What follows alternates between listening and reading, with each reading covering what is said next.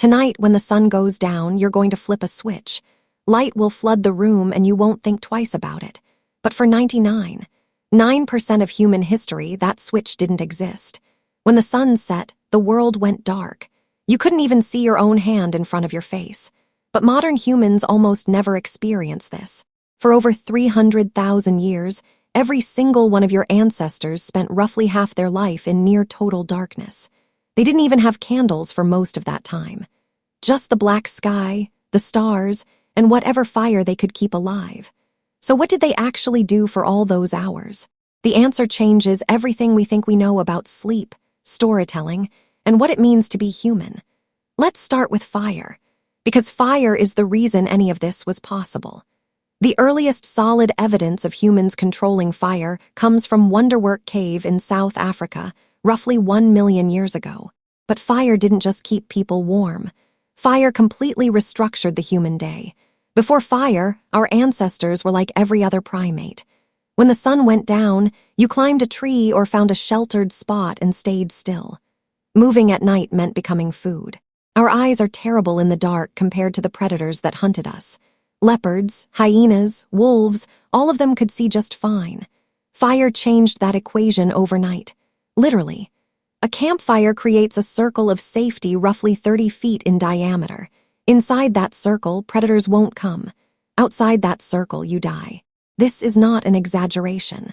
Anthropologists studying modern hunter-gatherer groups have documented that people who wander away from the fire at night are significantly more likely to be killed by predators.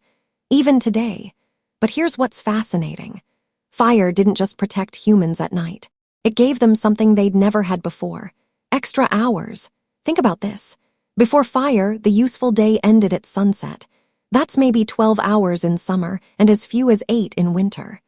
Fire suddenly added 2 to 4 usable hours to every single day. Over thousands of generations, those extra hours changed our species. In 2014, anthropologist Polly Wiesner published a study in the Proceedings of the National Academy of Sciences. She spent years recording conversations among the Jew/Honsi Bushmen of the Kalahari Desert, one of the last groups on Earth still living something close to the original human lifestyle. What she found was striking. During the day, about 80% of conversations were practical.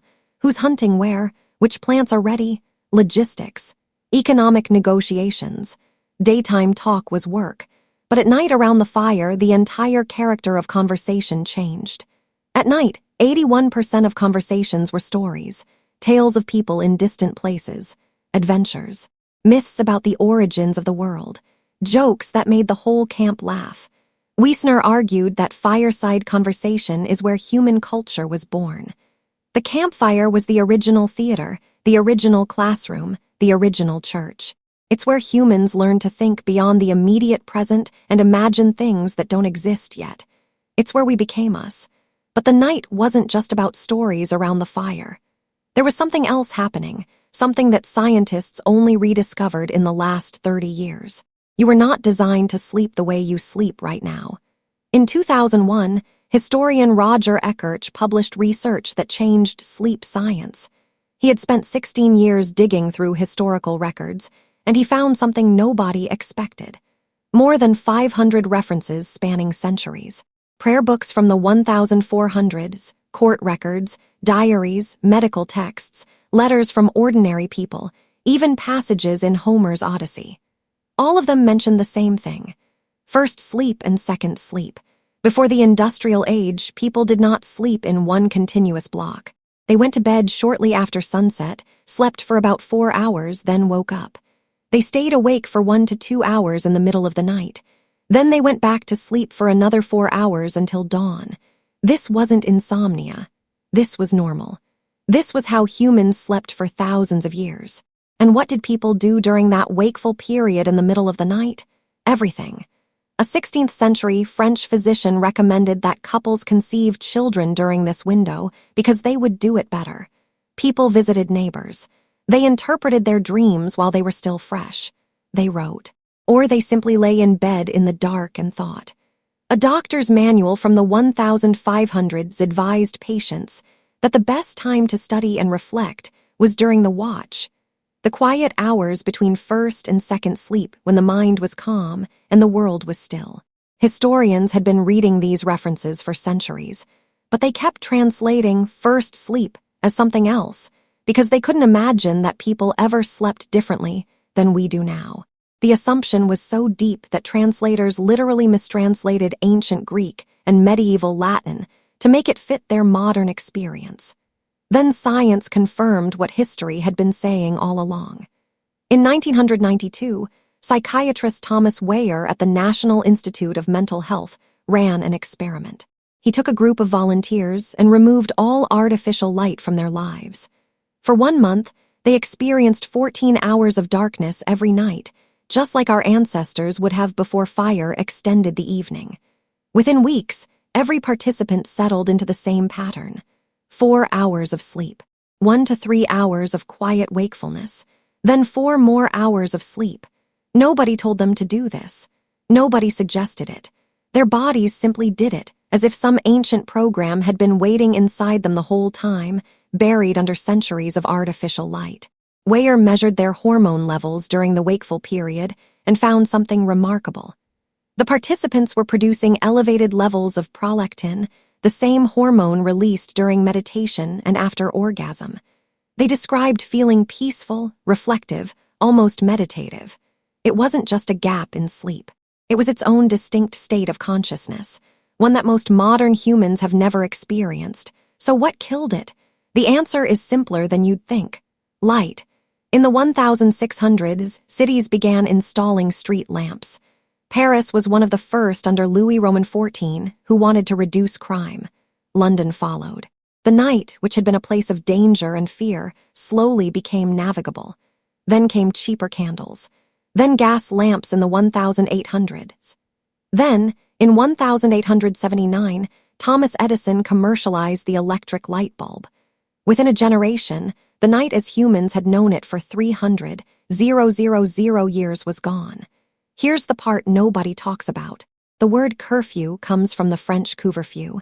It literally means cover fire. In medieval towns, a bell would ring at night, signaling everyone to cover or extinguish their fires.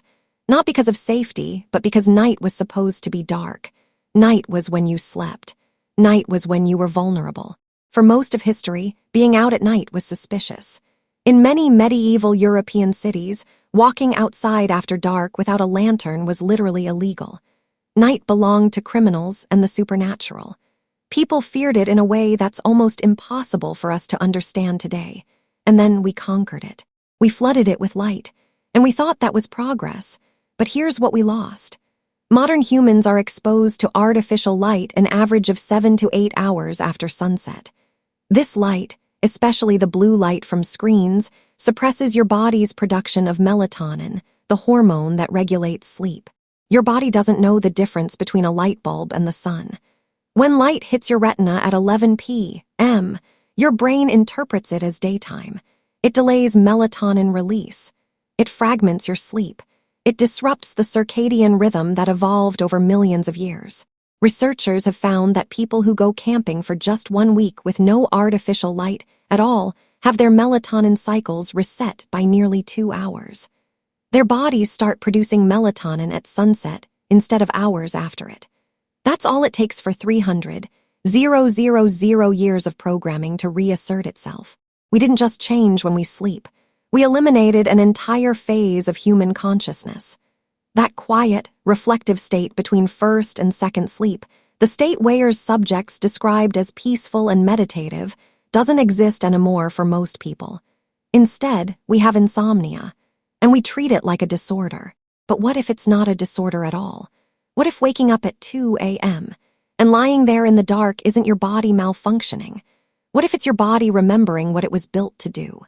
For 300,000 years, your ancestors spent their nights in a rhythm that modern science is only beginning to understand. They gathered around fires and told stories that built civilizations. They slept in 2 phases with a window of quiet reflection in between. They lived in darkness so complete that the Milky Way wasn't something you had to drive to a national park to see. It was just the sky. And every night, when they woke between first and second sleep, They lay there in silence and thought about their lives, their dreams, and the world they would wake up to in the morning. We traded all of that for a light switch, and most of us never even knew it was gone.